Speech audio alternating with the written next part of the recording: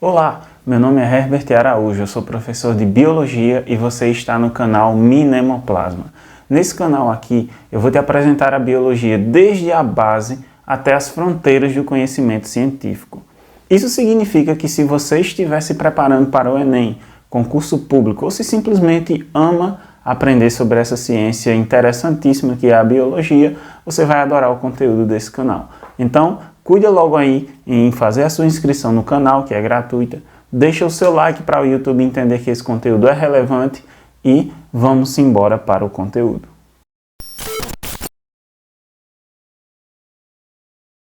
Uma das coisas mais interessantes sobre a biologia é a forma como ela combina diferentes áreas do conhecimento. E é por isso que o profissional formado em biologia ou em ciências biológicas pode atuar nas áreas da saúde, meio ambiente e biotecnologia. A biologia, por mais que seja fascinante, por outro lado, é um tanto complexa, um tanto complicada. E não apenas do ponto de vista conceitual, mas toda a sua estrutura e metodologia também. Então eu vou te explicar um pouquinho nesse vídeo, tá? O objetivo dele é te apresentar uma visão geral da biologia para que você consiga se orientar e ter um bom direcionamento durante os seus estudos. Toda essa complexidade está organizada em diferentes áreas do conhecimento dentro da própria biologia, e cada uma dessas áreas tem seus conceitos e métodos próprios.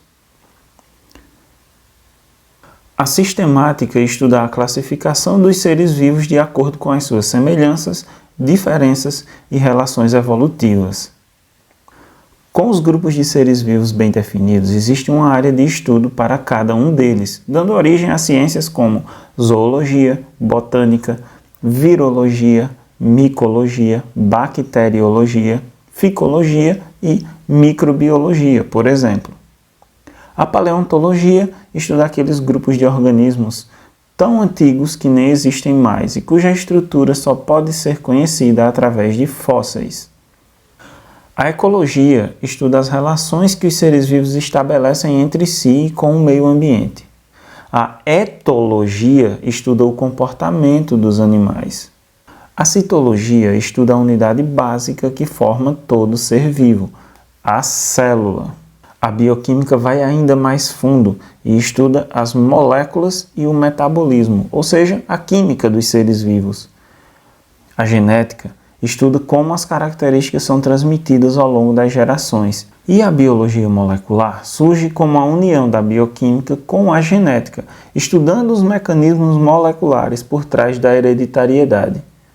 A biologia molecular permitiu o surgimento de campos muito importantes e avançados, como a bioinformática, a genômica, a transcriptômica, a proteômica e a biologia sistêmica. Por fim, a evolução é um campo em que todos esses conhecimentos são combinados para que a biologia consiga explicar de forma ampla como as mudanças genéticas, ambientais, fisiológicas e comportamentais condicionaram e deram origem aos padrões atuais de funcionamento da vida. A biologia é uma ciência relativamente recente, e se você levar em consideração que a matemática vem sendo desenvolvida há milênios e que, por outro lado, uma ciência um tanto mais recente como a física, por exemplo, já vem ali praticamente da época do Renascimento, quando a gente tem os trabalhos de Galileu, trazendo aí à tona a física experimental, que são a base da física que a gente conhece hoje. Então a gente vai ver claramente o quanto a biologia ela é uma ciência bastante recente. A palavra biologia ela surge pela primeira vez na obra Biblioteca Botânica, do famoso Linneu, que foi o autor do nosso sistema de classificação e de nomenclatura dos seres vivos. Essa obra ela foi publicada em 1736. Em 1771, ela foi traduzida para o alemão e a palavra se tornou Biologie. A partir daí, essa palavra ela foi se espalhando para outros idiomas, como o francês e o dinamarquês, até chegar em formas que a gente conhece hoje, como biology, a forma anglófona dessa palavra, e biologia, como nós usamos na nossa língua portuguesa. Especialmente durante os séculos XVIII e XIX, que a gente tem aí a biologia consolidando as suas principais bases científicas. Quando a gente tem, por exemplo, a teoria celular, desenvolvida por Matthias Schleiden, Theodor Schwann e Rudolf Virchow. Quando a gente tem a teoria da seleção natural, desenvolvida por Charles Robert Darwin e Alfred Russel Wallace. E também no finalzinho desse século a gente tem aí os trabalhos de Mendel, que são redescobertos no início do século XX e que trazem aí à tona a grandiosíssima genética, que foi assim, junto com essas outras teorias, foram as grandes bases da biologia que foram sedimentadas aí durante os séculos 18 e 19. E por ser assim uma ciência recente, a biologia ela traz algumas características, das quais no momento eu gostaria de destacar duas. A primeira delas é que a biologia estuda fenômenos extremamente complexos, que são aqueles fenômenos relacionados aos seres vivos, tá? Que são estruturas absurdamente complexas, e os fenômenos envolvidos também são extremamente complexos. Essa é a primeira característica que eu gostaria que você entendesse que está associada à biologia. Uma complexidade estrutural e conceitual, consequentemente, muito grande. A segunda característica, ela diz respeito a uma questão linguística e que eu queria que você tivesse uma certa atenção com isso. É que as ciências que vieram antes, elas meio que já usaram as palavras mais simples que a gente tinha para usar. Átomo, matéria, energia, ângulo, volume, massa. Então são palavras que são mais fáceis de fazer sentido quando a gente tem contato com elas. Já na biologia, não. Na biologia você tem palavras como hematopoiese, pteridófitas, dinoflagelados, fosfoenolpiruvato carboxilase. Bom, mas por que é que esse vocabulário é tão complicado na biologia? É porque, de fato, ela passa a desenvolver conceitos que ainda não existiam, tá? Porque, por exemplo, se você fala de matéria, se você fala de volume, são conceitos que são bastante antigos, né? São ideias que a humanidade já vislumbrava há muito tempo. Agora, quando a gente vai para o mundo microscópico, quando a gente vai para o mundo submicroscópico, que é o mundo molecular, quando a gente vai para as relações extremamente complexas que a gente tem nos ecossistemas, a gente passa a desenvolver vários outros conceitos que até então a gente não tinha. E se cria um vocabulário que é sim uma barreira. Mas olha só, tanto essa questão do desenvolvimento histórico da biologia, quanto a forma como a gente aprende esse vocabulário da biologia, eu expliquei no vídeo que eu vou deixar aparecendo aqui no card, tá certo? Que foi o primeiro vídeo que eu lancei e que deveria ser o vídeo de abertura do canal, porém ele teve um problema muito sério no áudio e não era viável eu gravar tudo aquilo de novo, então acabei fazendo um tratamento que deu para fazer no áudio do vídeo para tentar recuperar da melhor forma possível, e a partir de então eu dei uma pausa e agora sim eu estou voltando, tá certo? Então naquele vídeo lá você verá todo esse processo de desenvolvimento da biologia e de como essas palavras vão sendo criadas para representar novos conceitos na biologia. É importante entender isso porque na medida em que você entende como as palavras são construídas na biologia, você vai cada vez tendo mais facilidade de entender e, uma vez entendendo, lembrar também cada vez melhor desses conceitos. Ok, agora que eu falei sobre a parte da biologia enquanto ciência, eu vou também te apresentar a biologia enquanto uma profissão, porque nem todo mundo vai estudar a biologia só para passar no Enem e cursar uma outra coisa, como ciências agrárias ou saúde, ou seja lá como for. Algumas pessoas têm o interesse de seguir por essa carreira, foi a escolha que eu fiz, né? Eu nunca tive dúvida da área que eu queria seguir, sempre quis biologia. Então, vamos falar um pouquinho sobre a profissão. E como eu já gravei um vídeo no meu canal anterior, que é o Conteúdo Vital TV, como eu já tinha um vídeo em que eu explicava sobre a profissão da biologia, então eu vou inserir aqui um trecho desse vídeo anterior em que já tem tudo explicadinho.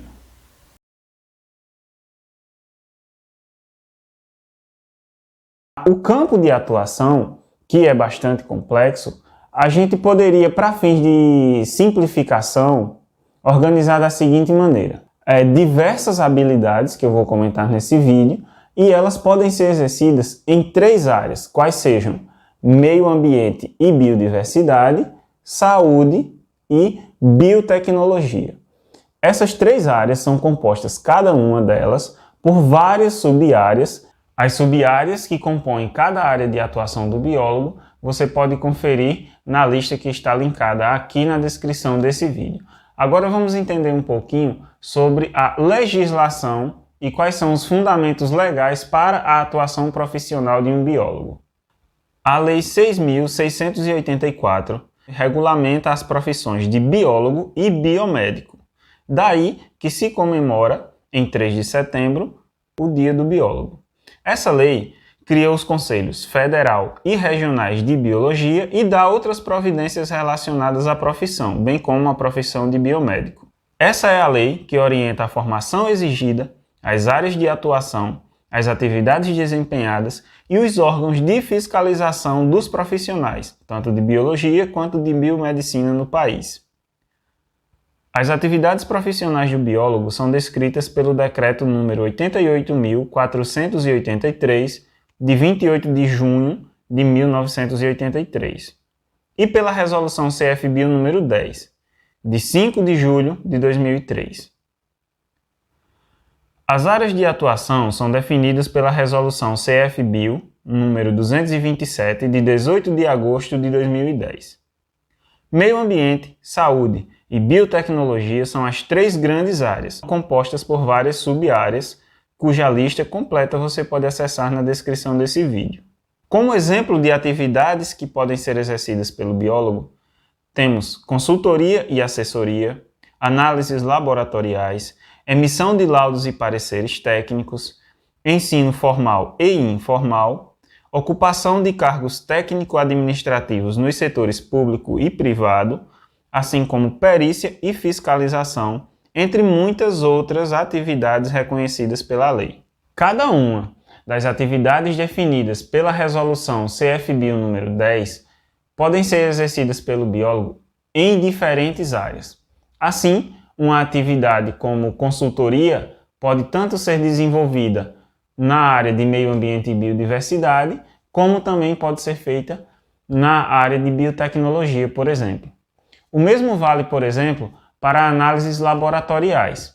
Uma análise laboratorial pode ser realizada por um biólogo, tanto na área ambiental, como por exemplo, numa análise laboratorial da qualidade da água ou do solo, assim como também essa mesma atividade ela pode ser realizada no âmbito da saúde, na análise laboratorial voltada para diagnóstico ou outras áreas. Assim, uma análise laboratorial, que é uma atividade que pode ser realizada pelo biólogo, ela pode ser desempenhada em diferentes áreas.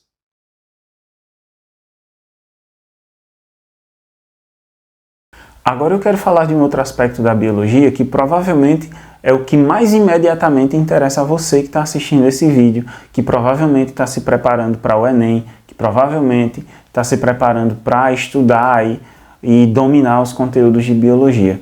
Como a biologia tem essa natureza teórica e conceitual um tanto diversa, metodologicamente diversa também, às vezes fica um pouco complicado quando você não entende que o raciocínio que a gente utiliza em uma área da biologia é diferente do raciocínio que a gente aplica em outras áreas. Eu vou só te dar um exemplo. Quando a gente está estudando a biologia celular, também conhecida como citologia, a gente está estudando ali um mundo microscópico. E a forma da gente aprender aquilo ali é através de um raciocínio que a gente chama de reducionista, em que a gente tenta decompor em pedaços cada vez menores, muitas vezes até chegar no nível molecular, para que a gente compreenda os mecanismos que estão ali fazendo a célula funcionar, fazendo a vida acontecer. Por outro lado, quando a gente estuda uma área como a ecologia, por exemplo, a gente tem um raciocínio completamente oposto. A gente para de ficar se atendo às partes menores e a gente tenta enxergar da forma mais ampla possível. A gente tenta enxergar no mais alto nível de complexidade que a gente puder.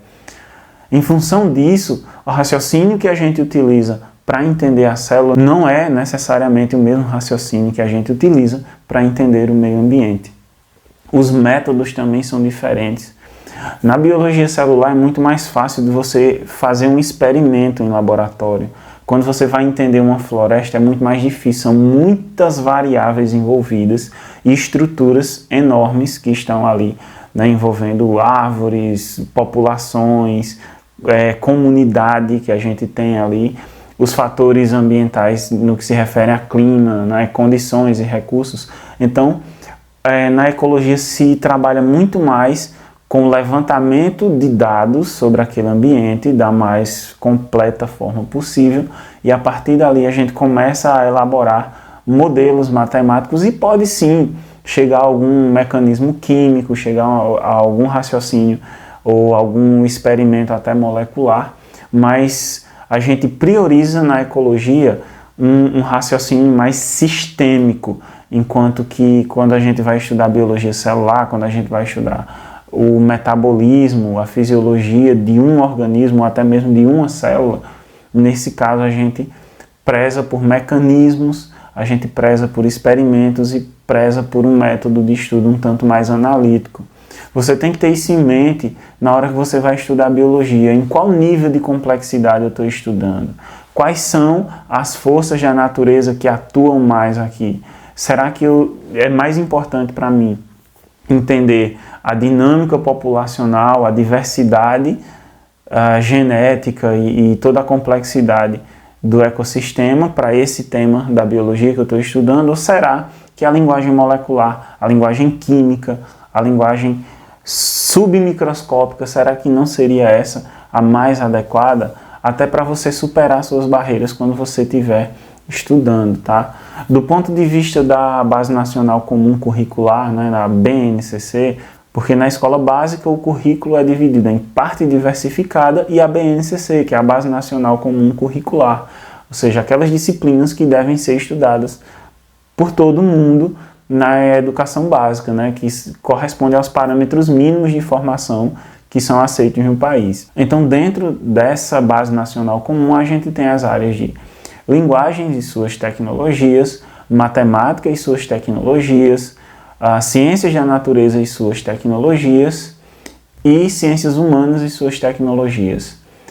A biologia, enquanto disciplina, ela se localiza dentro da área de ciências da natureza e suas tecnologias, junto com a química e com a física. Porém, a biologia não é uma ciência exata. E não é por falta de precisão nos cálculos, tá? Não é essa a questão. A biologia não é uma ciência exata porque, diferente do lançamento de um foguete ou da queda de um objeto, os fenômenos biológicos eles não são determinados.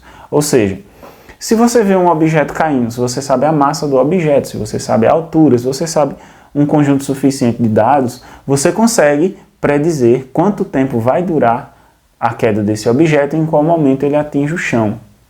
Isso significa que o evento ele é determinado, você consegue determinar claramente começo, meio e fim. Num evento biológico, num fenômeno biológico, isso não é possível na grande maioria dos casos, pelo simples fato de que algo pode acontecer no caminho. Os seres vivos, eles possuem comportamento, eles possuem vontades, eles possuem capacidade de reação, então eles podem mudar, eles podem reagir e alterar os procedimentos enquanto as coisas acontecem. Então, por exemplo, uma gestação, a gente tem sim, a gente sabe estimar o tempo médio que dura uma gestação, mas um problema de saúde, uma má alimentação, tá, uma interferência qualquer, seja ambiental, comportamental ou mesmo genética, pode interromper a gestação, seja lá de um ser humano, de um animal de uma outra espécie.